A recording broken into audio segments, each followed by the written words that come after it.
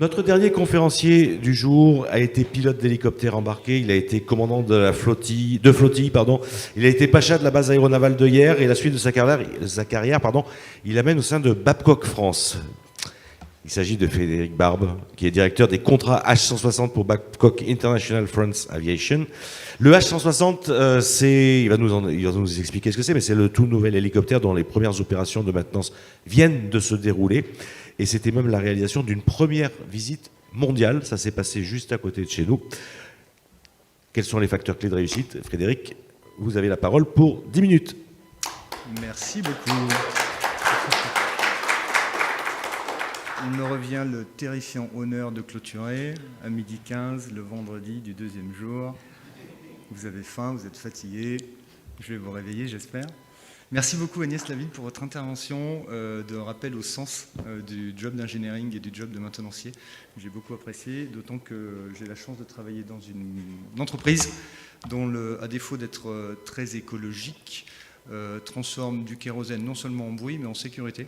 À défaut de trouver la martingale pour avoir de l'énergie propre et renouvelable dans des hélicoptères, on apporte de la sécurité. Donc, ce que fait Babcock en France, c'est ça, c'est de l'aéronautique, et de l'aéronautique d'État, de l'aéronautique pour l'État. Donc on a 21 bases SAMU en France au profit des ARS. Donc l'hélicoptère jaune qui est sur le toit de Sainte-Mus, c'est un hélicoptère qui est fourni par Babcock, avec un pilote Babcock, des maintenanciers Babcock. Et on a également toute une activité située au Canet des Morts de MCO, de maintien en condition opérationnelle des hélicos de l'État, gendarmerie, douane, sécurité civile et maintenant marine nationale. Donc ce qui m'amène à vous parler du H160. Le H160, donc, c'est le dernier né des hélicoptères d'Airbus qui est extrêmement moderne, avec une avionique extrêmement moderne, beaucoup de possibilités de capter de la donnée. Donc qu'est-ce qu'on va faire de ça? Et pourquoi Babcock? En fait, Babcock est le client de lancement du H160 en Europe. Et donc on a acheté les premiers H160, on les a transformés pour qu'ils puissent être utilisés pour des missions de sauvetage en mer. Et donc on est les premiers maintenanciers, donc on est évidemment en grand partenariat très resserré avec Airbus pour apporter ces premiers retours d'expérience. Première mondiale, le titre est accrocheur, mais en fait vous faites tous des premières mondiales. Des premières mondiales, j'ai une phrase qui dit c'est comme l'innovation disruptive. Les codir en prennent 4 tous les matins au petit-déj. Donc il faut relativiser la première mondiale, vous en faites tous, on en fait tous. En revanche, ce que je tire de ces premiers pas, de ces 3 premières années d'exploitation de ces machines, vous allez peut-être être déçus, ce n'est pas des certitudes, c'est plutôt des questions, mais des questions que je pense qu'on peut partager parce qu'il y a des thèmes qui sont très communs. Le premier, ça va être la documentation, la formation, l'assimilation d'une nouvelle machine. Le deuxième, ça va être une question d'organisation. Comment je vais organiser mon travail pour performer sur quelque chose qui est nouveau.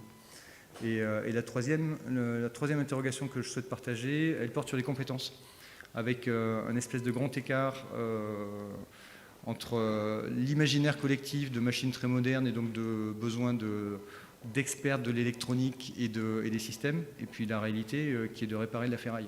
Donc réparer de la ferraille, c'est des boulons, c'est des vissés au couple, c'est des savoir-faire très très traditionnels. On y va. Formation, documentation. C'est super les normes. Merci monsieur.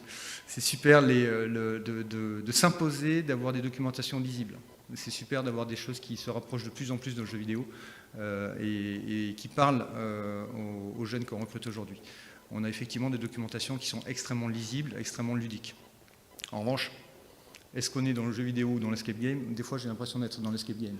C'est-à-dire qu'en fait, les choses sont clairement faites pour respecter des normes, pour être sécurisantes pour le constructeur, pour être conformes à un certain nombre de canons.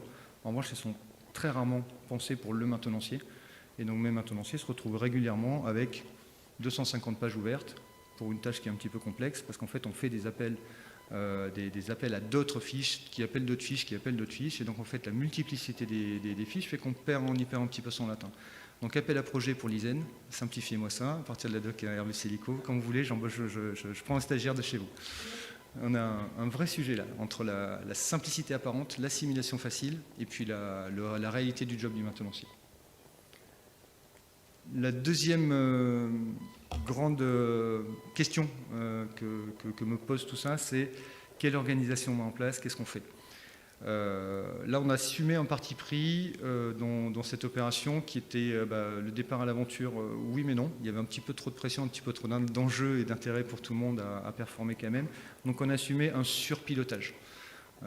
Ça a été des réunions quotidiennes avec à la fois les responsables du maintien de navigabilité, les responsables logistiques, les responsables techniques, le responsable de projet, pour que tout le monde soit tous les jours, en un petit quart d'heure, au courant de tout ce qui se passe. Donc c'était surpiloté. Ce surpilotage, il n'est absolument pas nécessaire dans la vie normale. On l'a assumé, on en tire quand même quelque chose de plutôt intéressant, c'est d'avoir de la captation de données qui n'est pas mesurée autrement que par le petit tableau Excel, de dire j'avais combien de mecs aujourd'hui, ils ont fait combien d'hommes, indépendamment des systèmes d'information. Il y a bâtir, à comparer en tout cas ce qu'on imaginait comme diagramme de visite et comme chemin critique, à le comparer au réel, donc avec quelque chose d'assez lourd, volontairement, pour la première, qu'on a très clairement allégé pour la deuxième visite de niveau industriel. Mais ce côté pilotage serré et organisation un petit peu lourde, face à quelque chose qui est, attention, pas du tout aussi complexe que l'ATM du Charles de Gaulle, mine de rien, ça nous a été utile. Donc ça, c'est deuxième grande conclusion. La troisième questionnement, c'est ça, c'est le grand écart. On parle d'électrons, on parle des coûts. Quand on a des machines qui sont exploitées à 300 km des côtes, dans la tempête, en mer, dans l'atmosphère saline, pendant 3 ans avant de revenir chez nous, on a plus du travail de mécanicien que du travail d'électronicien. Et on a cette espèce de grand questionnement. 80% du job, c'est de la mécanique.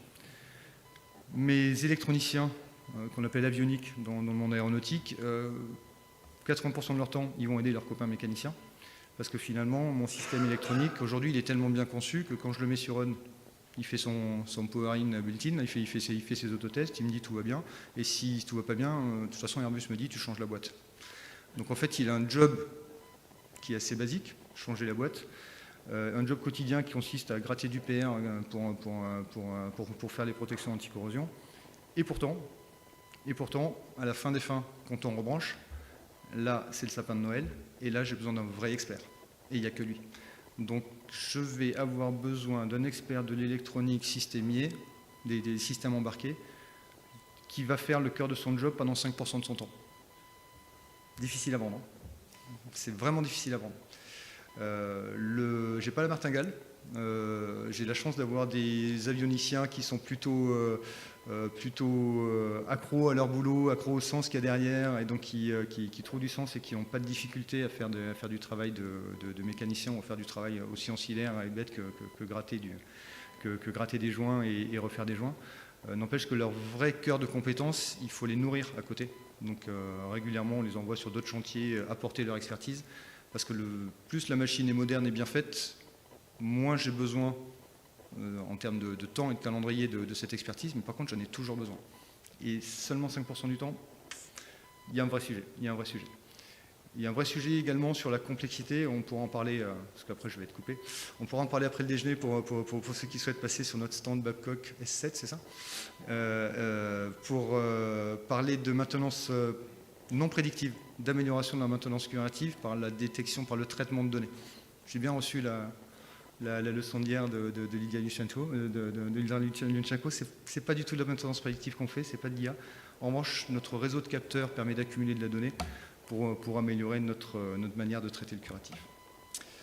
Voilà les trois grandes leçons que je tire de ces premières visites. Et puis en revanche, la vraie première mondiale, merci Jean-Yves pour l'organisation de ce forum. Parce qu'en fait, attirer les jeunes dans ces métiers, c'est vraiment essentiel. On en a vraiment besoin. J'ai besoin de logisticiens, j'ai besoin d'avioniciens, j'ai besoin de mécaniciens, autant que d'experts RH et financiers. Mais certainement plus de mains qui font. On a toujours besoin des mains qui font. Un grand merci pour votre attention et bon appétit. Merci pour ces explications. Voilà, là aussi on est dans le concret. Hein. Voilà, ça aussi c'est l'esprit de MF. C'est-à-dire qu'on tire les leçons de l'expérience, du terrain, et puis on essaye d'améliorer, trouver les solutions.